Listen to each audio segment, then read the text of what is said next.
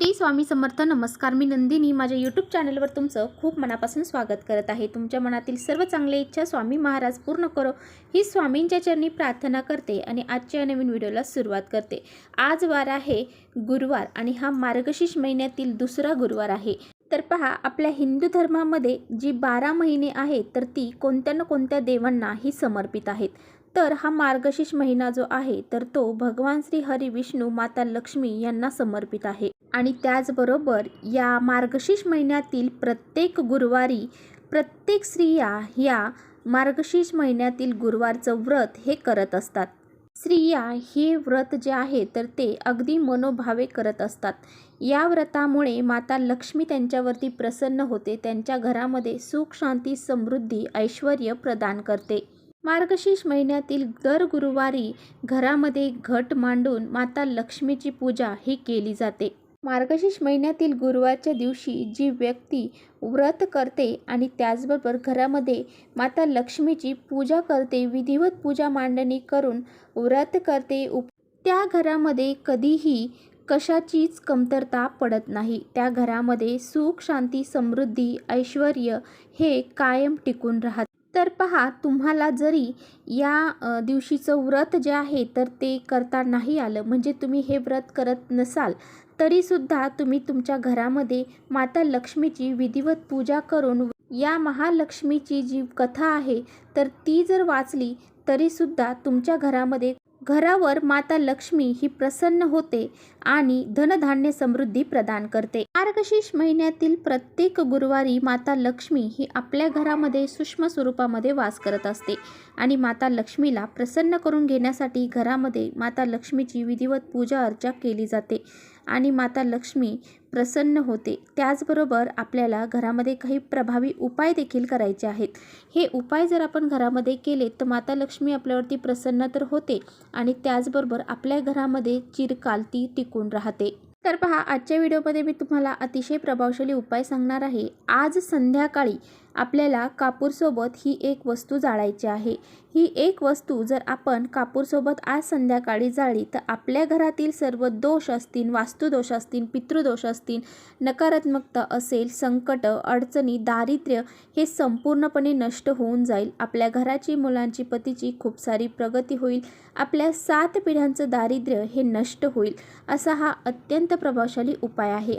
तर पहा, हा उपाय कसा करायचा आहे याबद्दलची संपूर्ण माहिती आजच्या व्हिडिओमध्ये आपण जाणून घेणार आहोत. त्यामुळे तुम्ही पुढे व्हिडिओ स्किप न करता शेवटपर्यंत नक्की बघा, जेणेकरून तुमच्यापर्यंत योग्य ती माहिती पोहोचेल. आपल्या चॅनलवर जर नवीन असाल तर चॅनलला सबस्क्राईब करा आणि असेच नवनवीन माहितीपूर्ण व्हिडिओ पाहण्यासाठी बेल आयकॉनलाही प्रेस करा, म्हणजे मी जेव्हा कधी नवीन व्हिडिओ अपलोड करेन त्याचं नोटिफिकेशन सर्वात अगोदर तुम्हाला भेटेल आणि तुम्ही एकही व्हिडिओ मिस करणार नाही. त्याचबरोबर कमेंट्समध्ये जय माता लक्ष्मी लिहायला अजिबात विसरू नका. व्हिडिओ थोडा जरी आवडला तर आपल्या मित्रपरिवारांसोबत शेअर देखील करा. तर पहा, आपल्या घरामध्ये जर सुतक पिरियड्स विटाळ यासारख्या गोष्टी असतील तर तुम्हाला हा उपाय या गुरुवारी करता येणार नाही.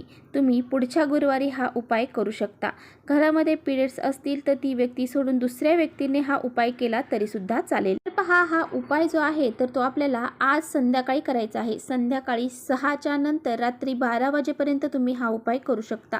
परंतु तुम्हाला जर शक्य असेल तर तुम्ही हा उपाय संध्याकाळी 6च्या नंतर 9 वाजेपर्यंत करू शकता. 9 वाजेपर्यंत हा उपाय करण्याला खूप विशेष महत्त्व दिले जाते. ही जी वेळ आहे तर ती माता लक्ष्मी आपल्या घरामध्ये प्रवेश करण्याची वेळ आहे.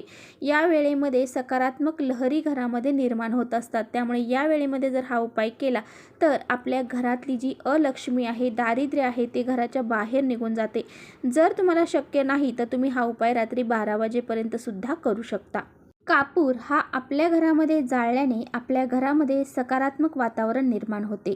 आपल्या घरामध्ये जे सूक्ष्म जीव जंतू आहेत, जे काही दोष अडचणी आहेत त्या संपूर्णपणे आपल्या घरातून बाहेर निघून जातात.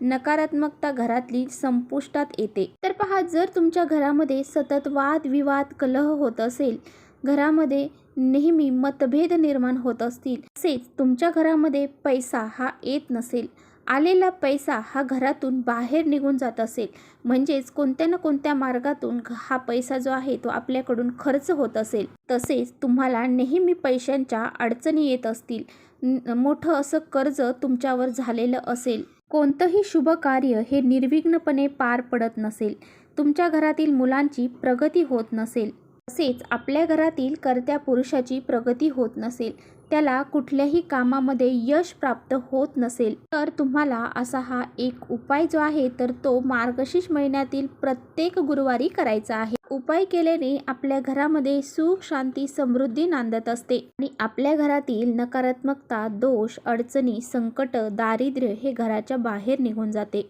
तर पहा, आपल्याला हा उपाय संध्याकाळी करायचा आहे. हा उपाय करण्यासाठी आपल्याला एक मातीची पंती लागणार आहे किंवा तुमच्याकडे कापूर जाळायचं भांडं असेल तर ते सुद्धा तुम्ही घेऊ शकता. तर तुम्हाला त्या भांड्यामध्ये 3 कापराच्या वड्या घ्यायच्या आहेत. भीमसेनी कापूर असेल तर अतिउत्तम, नसेल तर तुमच्याकडे जो असेल तो घेतला तरी चालेल. त्याचबरोबर 3 आपल्याला हिरव्या वेलची घ्यायच्या आहेत. वेलची घेताना कुठे तुटल्या फुटलेल्या घेऊ नका. हिरवी वेलची आपल्याला घ्यायची आहे, चांगलीच घ्यायची आहे. त्यानंतर तुम्हाला 5 फुलाच्या लवंगा घ्यायच्या आहेत. या लवंगा घेताना सुद्धा कुठे तुटले फुटलेल्या घेऊ नका, चांगल्या तुम्हाला लवंगा घ्यायच्या आहेत.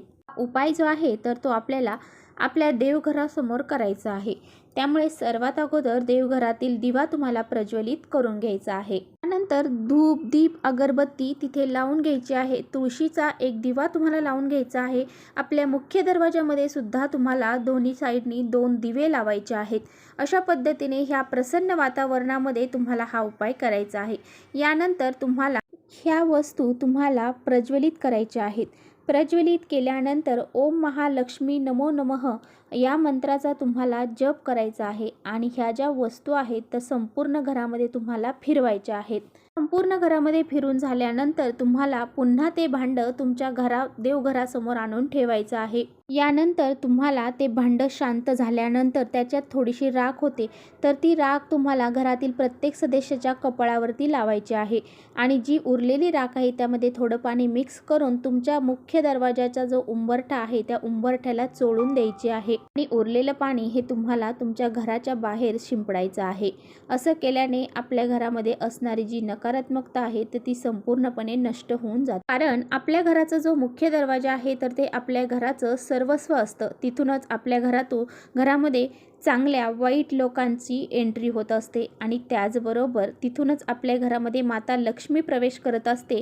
अलक्ष्मी देखील आपल्या घरामध्ये तिथूनच प्रवेश करत असते. तर पहा, असं पाणी जर आपण शिंपडलं तर आपल्या घरामध्ये नकारात्मकता, अलक्ष्मी ही प्रवेश करणार नाही. पहा, असा हा एक उपाय तुम्हाला प्रत्येक गुरुवारी मार्गशीर्ष महिन्यातील करायचा आहे. तसेच तुमच्या घरामध्ये सतत पैशांच्या अडचणी येत असतील, आर्थिक समस्या तुमच्या घरामध्ये जाणवत असेल, तुमच्या घरामध्ये आलेला पैसा घरामध्ये टिकत नसेल, पैसे येण्याची मार्ग हे मोकळी होत नसतील, तुमच्या घरामध्ये पैसे येण्याचे मार्ग बंद झालेले असतील, तर तुम्हाला काय करायचं आहे, मार्गशीर्ष महिन्यातील प्रत्येक गुरुवारी माता लक्ष्मीला तुम्हाला 5 अखंड लवंगा अर्पण करायच्या आहेत. 5 पिवळ्या कवड्या ज्या असतात त्या देखील अर्पण करायच्या आहेत. यानंतर ह्या लवंग आणि कवड्यांची मनोभावे पूजा करायची आहे. त्यावरती हळद, कुंकू, अक्षदा, फुलं तुम्हाला अर्पण करायची आहेत. एक लाल रंगाचा कपडा घ्यायचा आहे आणि त्यानंतर तुम्हाला ह्या दोन्हीही वस्तू त्यामध्ये ठेवून तुमच्या तिजोरीमध्ये ठेवून द्यायच्या आहेत. उपाय तुम्ही मार्गशीर्ष महिन्यातील कोणत्याही एका गुरुवारी करू शकता. असं केल्याने तुमच्या घरामध्ये धनसंपत्ती येऊ लागते आणि जी धनसंपत्ती आहे ती सुद्धा टिकून राहते.